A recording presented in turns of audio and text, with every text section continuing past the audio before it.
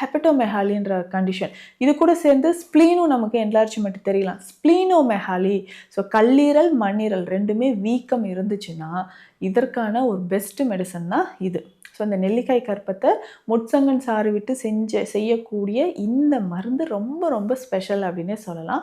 கர்ப்பப்பையில் புண்கள் இருந்தாலும் சரி, ஃபைப்ராய்டு யூட்ரஸ்க்கும் இந்த மெடிசனை யூஸ் பண்ணலாம். ஸோ சித்த மருத்துவத்தில் இது ஒரு முக்கியமான மருந்தாக இருக்குது. இதை நம்ம ரெகுலராக நீங்கள் சாப்பிட்டுட்டு வரணும்.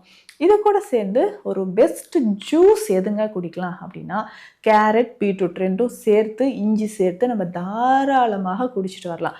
வெள்ளரிக்காயோட மஞ்சள் சேர்த்து நம்ம ஒரு ஜூஸாக குடிக்கலாம். வெள்ளை பூசணிக்காயை ஜூஸாக குடிக்கலாம். முக்கியமாக வாழைத்தண்டு நம்ம குடிக்கலாம். அதனோட சேர்ந்து சுரைக்காய். இந்த ஜூஸ் வகைகளில் ஏதாவது ஒன்று தினமும் ஏதாவது ஒரு ஜூஸ் நம்ம டெய்லி ரெகுலராக நீங்கள் குடிச்சிட்டே வரணும். உங்களுக்கு சர்க்கரை நோய் இல்லாத பட்சத்தில் கரும்பு சாறு கொஞ்சம் கொஞ்சம் குடிச்சிட்டு வரலாம். ஒரு 100 ml அளவுக்கு வாரம் 3 நாள் கரும்பு சாறு குடித்தாலும் உங்களுக்கு கல்லீரல் தொடர்பான பிரச்சனைகள் குணமாகுது.